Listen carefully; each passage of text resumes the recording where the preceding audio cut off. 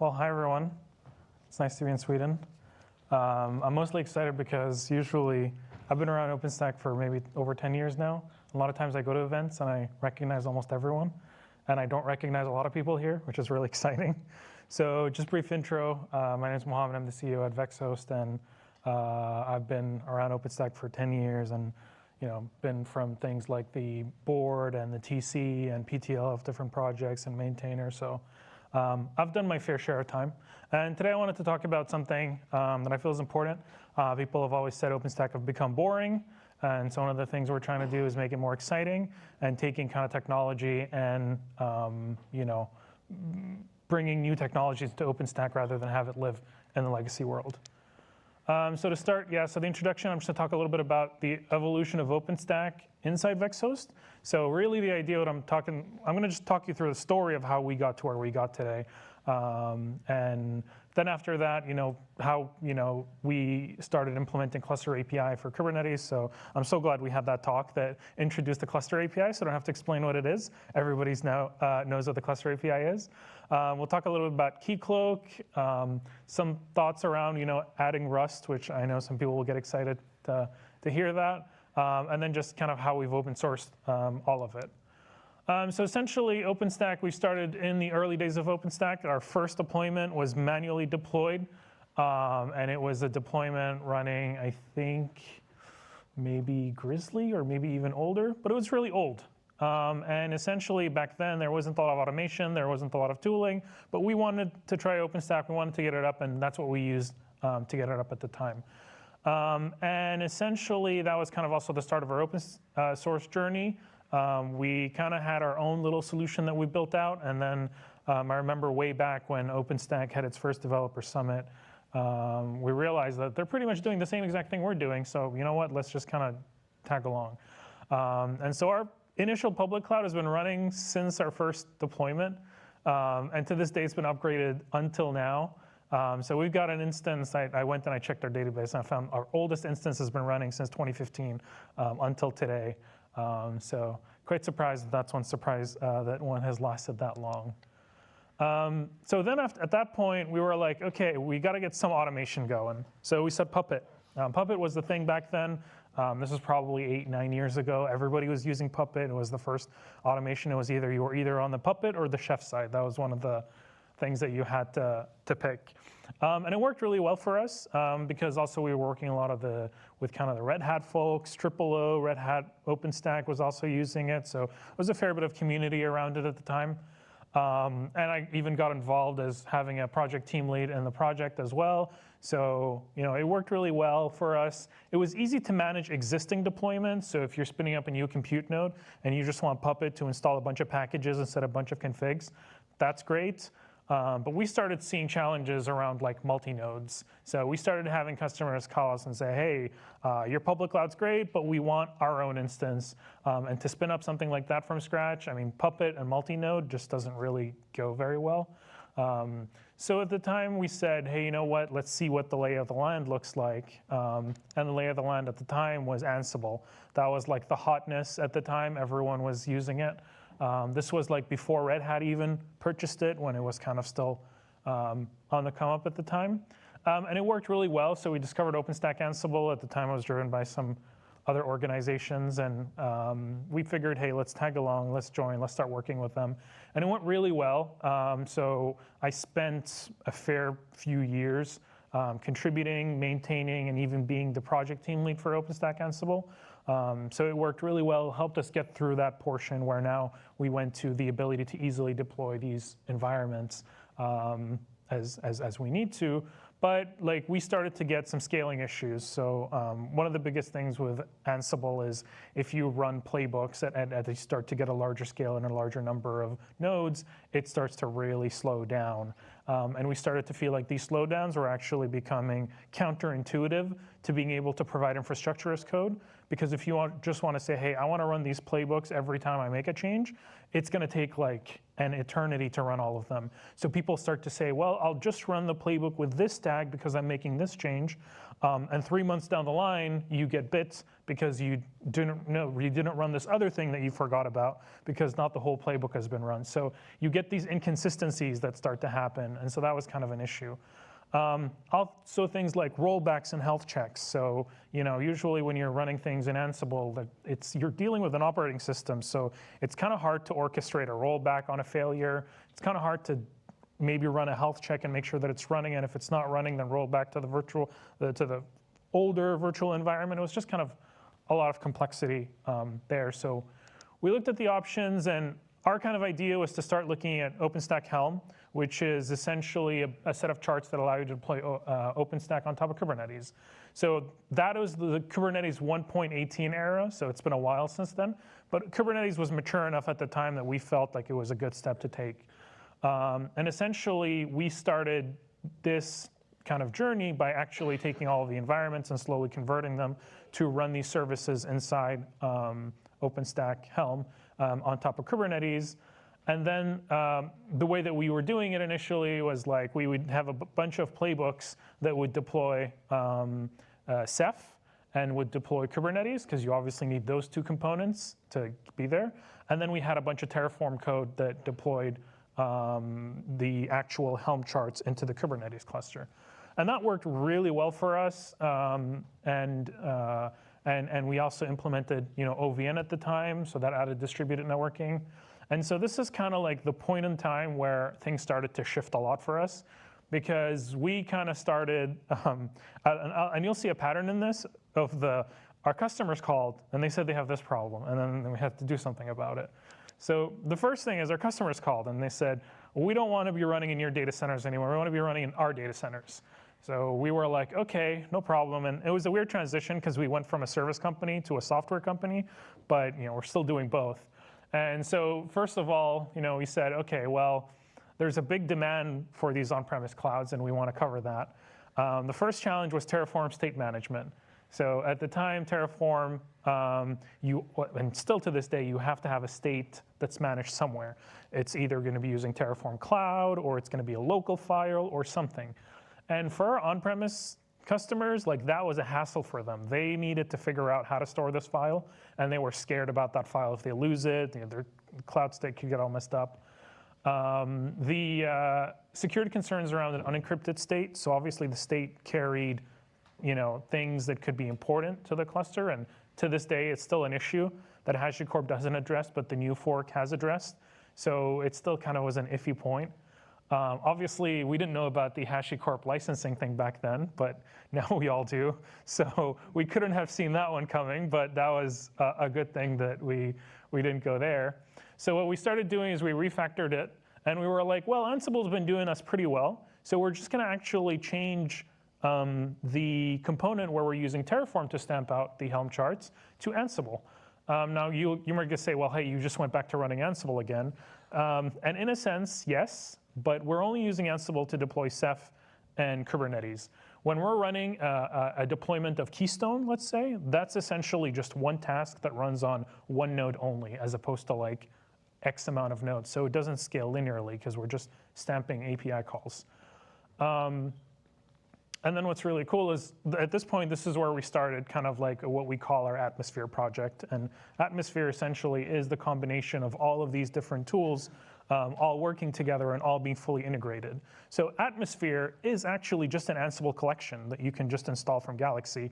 And with this right amount of inventory variables that you would set, you would just end up with a cloud automatically. It lives on GitHub, and from then till now, it's all fully open sourced. Everything that happens inside of it, we're at over 1,500 commits, and pretty much it's what we roll out to our customers. And really, the goal of it also was to minimize the amount of configuration that we have to do out of the box. It's that, like, we all know when we get an OpenStack cloud up, there's a million knobs and things to tune, and we've got 10 years of experience, so we figured, in the VMware world, people, they take the ISO, they burn it on a CD, they put it in a system, and they get ESXi, and it just works. And we just wanted to replicate that experience where you install it, and it just works. You don't have to understand all those intricate details. And that's what we were trying to aim to do. And so Kubernetes gave us a lot of power out of the box, because now we can tap into a brand new ecosystem that has so many things that everybody's excited about, and we don't have to build it all from scratch. So things like the Kubernetes stack monitoring, which is like a monitoring stack for all of Kubernetes and all the nodes that it comes and everything, that's a hugely popular Helm chart that exists already in Kubernetes. And now all of a sudden we can just tap that in and bring in all that community and all that open source experience and just bring that into us. Vector and Loki, Vector is a log shipping tool, similar to, what is it, like the Grafana, there's the Grafana agent or whatever it is that you would use to ship logs. But Vector is a really powerful tool, and Loki as well, which is Loki is the Grafana log server that receives these. But what's really cool is instead of having to build a bunch of infrastructure manually and wire it up and all of that, we can just deploy a Helm chart and get a Vector daemon set running on every single one of our nodes that takes all the systemd logs and all the container logs and pushes it straight into Loki, which is also managed by a Helm chart. And so the complexity of maintaining all that code and all these like maybe Ansible roles or anything has all disappeared. And we're now part of a new ecosystem. We're part of the Kubernetes ecosystem. So there's a lot that we can tap into from there. Day 2 operations. So we've got pretty much a Kubernetes operator for any external service that we can run. So we went from having to deal with a role that installed RabbitMQ and all of that to instead just installing the RabbitMQ operator that is built by the same team that has built RabbitMQ, and we just leverage that operator to launch RabbitMQ clusters as we need them. The database is the same thing. So rather than having to maintain the code to deploy a MariaDB or Percona ExtraDB cluster for the Galera, we do the same exact thing for this, and we install the Percona ExtraDB cluster operator, and then we've got a database cluster built by Percona, the database company that built this whole thing. So we feel a lot more confident in these databases because they're taking care of all that operation on the smarts, and we can focus on the OpenStack components. And so that's really the biggest kind of driver that we started getting, right? So the monitoring, the logging, all these improved things that we can jump into. The next thing, so this is where customers calls us again and says, hey, we need to integrate with our authentication. So OpenStack historically has had federated authentication. So it can integrate natively with OpenID Connect or SAML. It can also integrate with LDAP. But the integrations have, in our opinion, been pretty weak, mainly because it's hard to actually, it's a bunch of Apache modules that sit and proxy between it and Keystone, and it's just very hacky overall. It's also not very intuitive and doesn't scale very well. So what we did is actually start deploying Keycloak as part of Atmosphere, which again, very easy, just use the Helm chart and we've got it. And then what we've done is integrate that with OpenStack. So by default, all the Atmosphere installations have Keycloak authentication. So we really feel like our main authentication platform is Keycloak rather than the built-in one in OpenStack. And so what that allows you is once you get an OpenStack deployment off the ground, you can just log into Keycloak and integrate with your favorite identity provider. You want people to log in with your Azure AD or your Okta or whatever it is, and it just works out of the box. You can integrate it with LDAP as well. Works out of the box. Create any groups, just all works out of the box. And so that's kind of what we wanted to accomplish. Another difficulty that we also saw if you're doing federated authentication is you would never see the user appear unless they logged in once. And we all know that's really hard to do, to be like, yeah, to assign this person access, you have to call them and be like, hey, can you log in once? And then after you logged in once, then we can add you to whatever role or anything. And so we built a Keystone Keycloak backend, and essentially that's a backend for Keystone that relies on the Keycloak API. So when you do a user list in Keystone, it'll pull the users directly through Keycloak, and the same thing for the groups. So that means that even if a user has never logged into your OpenStack cloud, you can do a user list, and you'll still see that user and assign them to any project you want or anything that you kind of want from there. So essentially, we've focused on Keystone for authentication, and then kind of left, Keycloak for authentication, and left Keystone to just do authorization. And so then our customer called again and said, that's great for dashboards, but how do I deal with CLI? Because we still have usernames and passwords for those.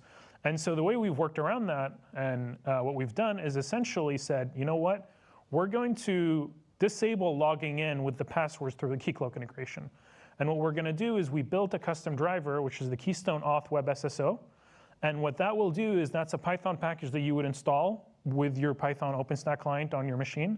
And when you actually do any CLI commands, what it will do is it will launch a browser window on your computer, redirect to Keycloak, do the authentication process, whether that is going through LDAP or Azure AD or whatever.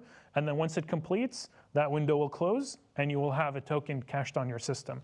Once that token expires, it'll go ahead and get another one and you'll go through that process again. And so by doing that, essentially, we've eliminated all human access to the cloud that doesn't involve being brokered through Keycloak. So if you have to enforce MFA, if you have to enforce anything, that all happens there. Another really key and useful thing with Keycloak is one of the challenges was if you were using federated users and you disabled that user in your federated system, like you disabled them in Azure AD, that didn't propagate to OpenStack until they actually logged in and all their stuff synced afterwards. With the system that we've set up with Keycloak, if they're disabled, they're instantly disabled everywhere. So all their application credentials, anything else, they all automatically get voided. So it's a kind of a full two-way sync for that kind of authentication side of things. So then we've solved that. And our customer called us again and said, hey, Kubernetes is very tough on OpenStack. And the Magnum project, if you've had the displeasure of working with it, you probably had a lot of frustrations. You're probably not happy about heat and the whole way that it's done. And so every couple of months, our customers will call us and say, hey, we need to run a newer version of Kubernetes. Can you please go and fix this mess of bash scripts for us to be able to run the next one? And so we go and we do that, and we kept going through that loop. So eventually, our customer told us to do that. We didn't listen to them. And in the same time that we would have done to implement a new version for like the 7th time, we just built the cluster API driver. So thanks to the earlier presentation, I don't have to explain to you how the cluster API works. Everybody now knows how the cluster API works. But what's great about this is essentially all that Magnum is doing is taking requests from users and translating them into YAML, and pushing that into the management cluster that we run. And since Atmosphere runs on top of Kubernetes anyways, that's a management cluster that we have that's already there, so we don't have to build a new one. And all we just do is just take those requests that we get from the user and just apply them to the existing cluster. And the cluster API, combined with the cluster API provider for OpenStack, does all of that for us. We don't have to do anything else. Obviously, I'm trivializing it, because obviously at first that's how easy we thought it was, and now we're 500 commits into the project, and there's so many other things that we had to build in order to make it work.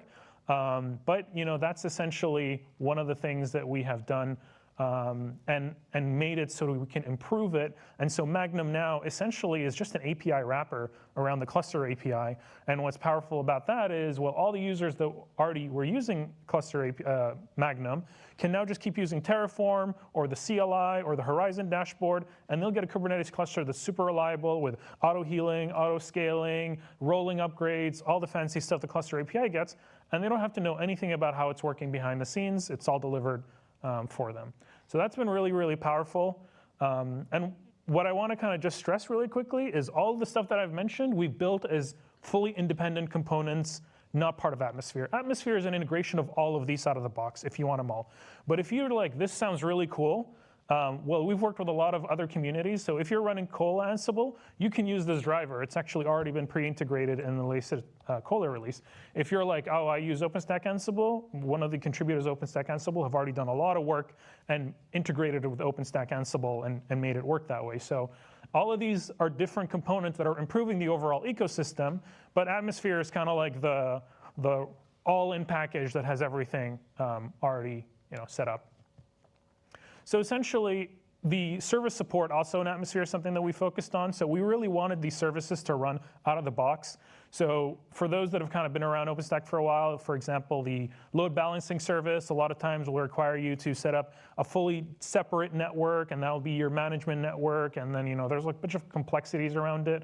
We completely abstract that. We create a VXLAN network and mesh the health manager system directly into it, so you don't even have to have that extra network set up. For things like Manila, we do the same exact thing. So all you really need to deploy it is just two networks: your management network, where all your hypervisors and control plane servers are, and just the external networks where your VMs are going to be connected inside of, and that's it. No like 14 VLANs and 12 physical networks and all of that. It's really simplified down, but it's still super micro-segmented. One of the other things is, well, since now we're running Docker images, we can do security scanning on our images. So we run Trivia on all of our images to make sure they're all secure and there's no vulnerabilities or any CVEs in there. We also sign all of our images that we publish in Atmosphere. So we have a public key that we publish, so users can actually use attestation checking with cosign and make sure that the images that we're giving are the real images, as opposed to someone who managed to upload an image on our behalf that they shouldn't have. So those images are fully signed. And what we've been doing is also kind of backporting a lot of feature changes that OpenStack policies don't allow. So for example, we've recently backported some feature improvements around encrypted volumes.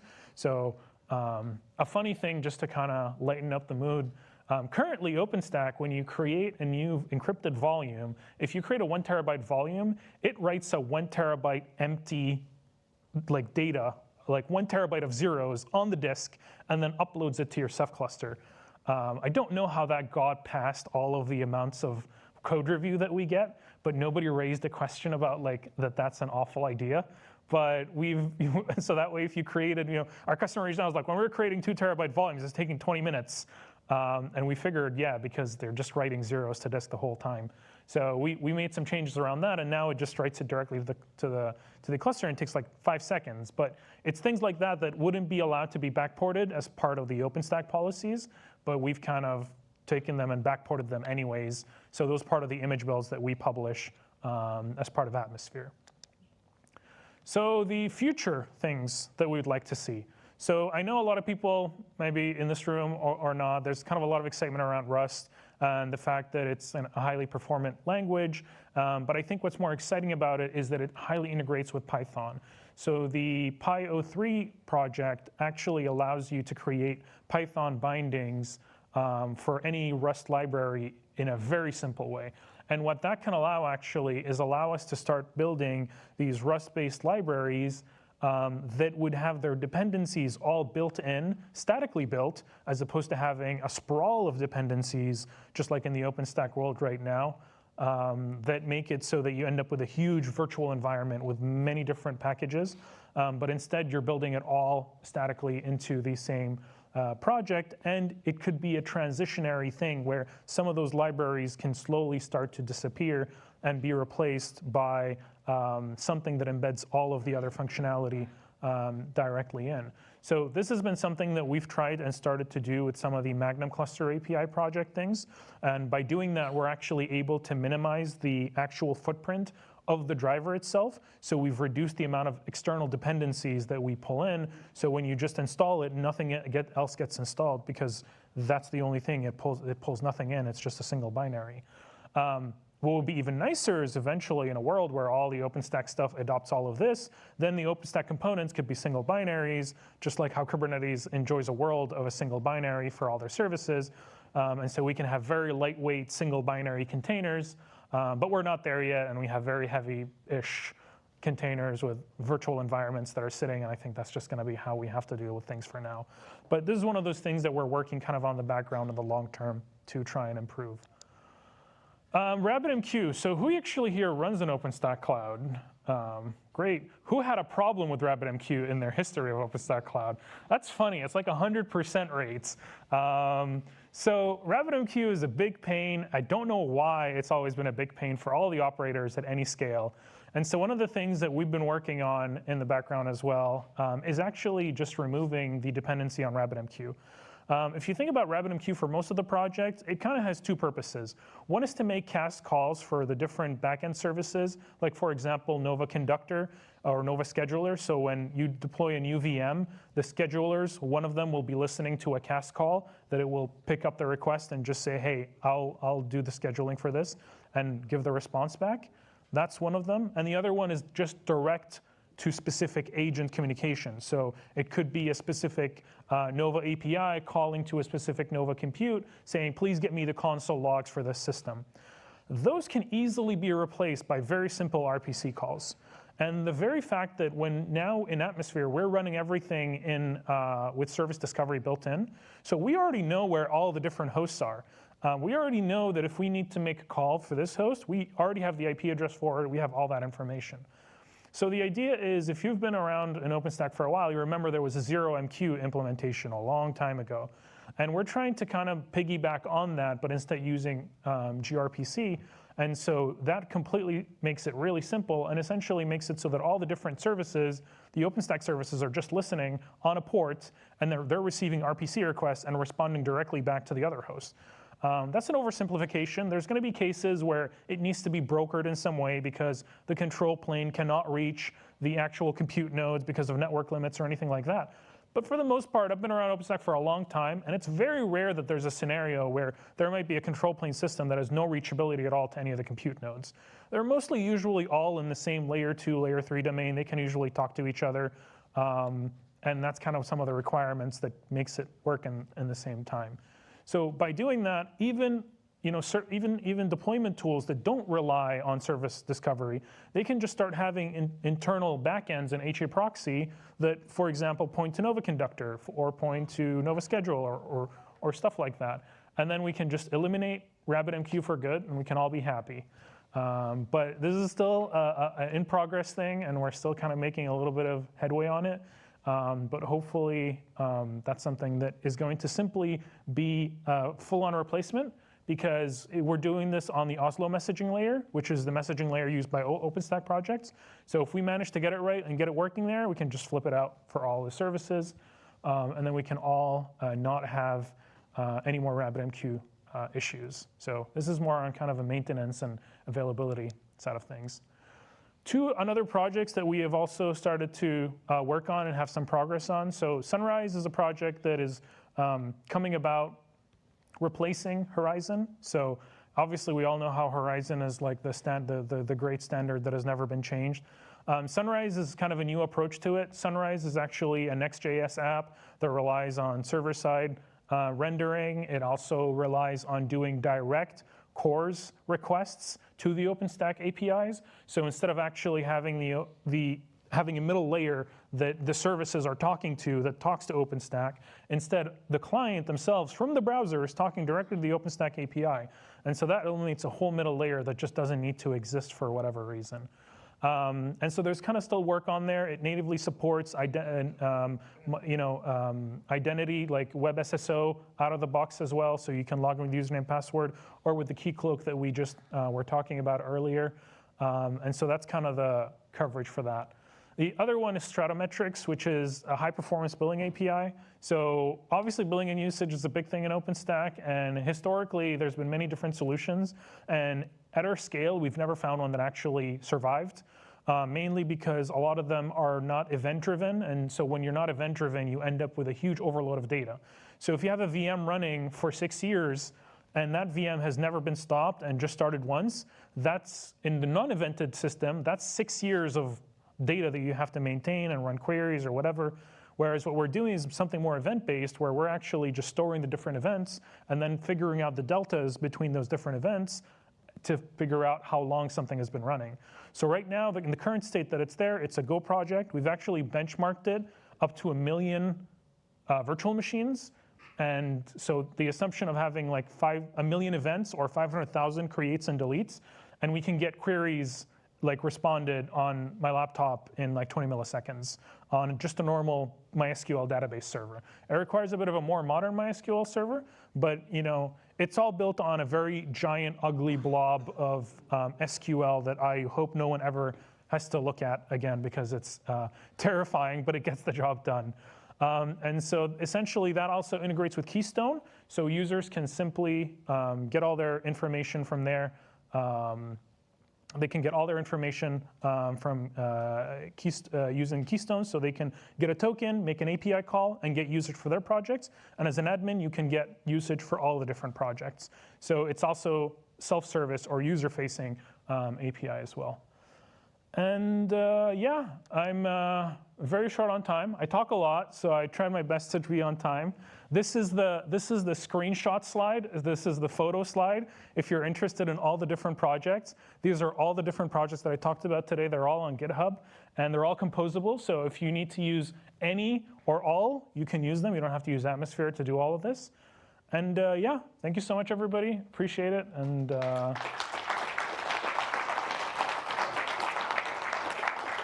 thank you. And about the time, you're actually really on time, and everyone's been really on time. So that's actually quite nice. So any questions before we go to coffee break? Yes, I'll throw the thing again.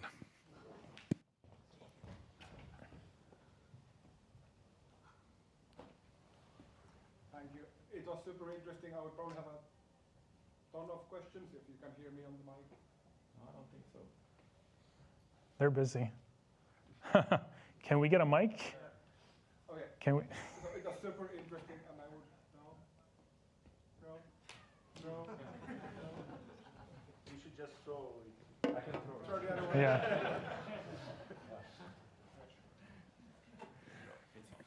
Okay, for the third time. It was super interesting, and I would have tons of questions, but I'll just have one now. The Keystone Auth Web SSO seems excellent, and it's definitely what we need. Is it in any way tied to Keycloak, or can you do it with any OIDC stuff in? As long as you have enabled dashboards equals HTTP localhost, and I don't remember the port, you're good to go. As long as you're using the federation built in Keystone, that's all you need. Nothing, no add-ons on the server. Excellent, and it's in pip, I guess. So yeah, and it's also installable from pip. We publish it on PyPy, so it's pip install directly.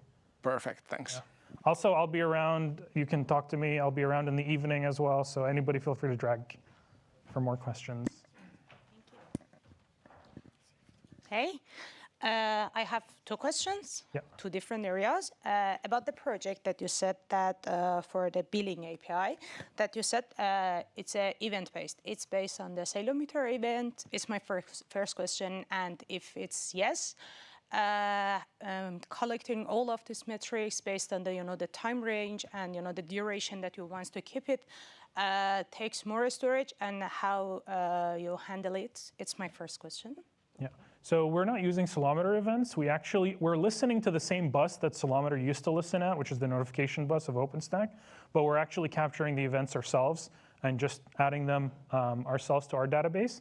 And the database, we've modeled it. It doesn't need that much space, because essentially what we're storing is like project ID, event time, and then some properties that we consider properties that change the state of the resource. So for example, if a server gets started and start up and shut down, we don't consider this as a state change because we bill it anyways. But if the instance type changes, that's a state change, so we'll log a new event for that. So at the end of the day, it's very small. And the idea is, we feel like if you use indexes, you start using MySQL partitioning for that kind of thing. You can do per database. There's kind of easy ways to work around that. But we found that at 1 million records, you can easily just archive the old records and keep them out of the way. Thank you. And about the Magnum Cluster API, I used this project 6 months ago, I think, and I want to try it for the stage, and after that for the production in my previous company. And after that, we launched the Kubernetes successfully with the Cluster API in Magnum. We faced one issue. We want to use the Octavia as a load balancer for Worker, for services that runs on a Worker. And we have a very long HA proxy configuration. For example, for one service, it's 3,000 lines. And we want to inject it directly to the Amphora. Yeah. But after that, we understand that the Octavia databases cannot be updated. After that, we, for example, for the listener and for other things. And this kind of inconsistency ignore us to use the Octavia for the load balancing in a service level, and we use the Nginx and some other things for our services. And do you want to? I don't know. What do you think about it? I think the Octavia used as a load balancer in a Magnum Cluster API, and is it good that make it better or get rid of? I don't know. Yeah. What do you think about it? For the workload clusters, usually what we suggest is if you're just going to be sending HTTP, we suggest just the normal OpenStack controller manager, and that will just take care of, it'll create a load balancer and it will be bound to the, if you're doing anything like just normal, we just use the normal cloud controller manager, and that will create a Octavia load balancer, and then it will link it to your Kubernetes one. A lot of times if you have complex setups, we don't suggest the Octavia, what is it called? The Octavia ingress or Octavia load balancer controller, but rather just use the built-in Kubernetes one, and then rely on your complex routing inside Kubernetes as opposed to using the Octavia ingress controller manager, because that one, the Octavia ingress, is not very powerful or flexible. So I would personally just do the most basic Octavia setup, and then just do all your complex routing and your unfortunate 3,000 lines of HA proxy still inside of Kubernetes, if it's hard to defactor that, let's say. Thank you. And you can press to the next slide, because there is one. Coffee break.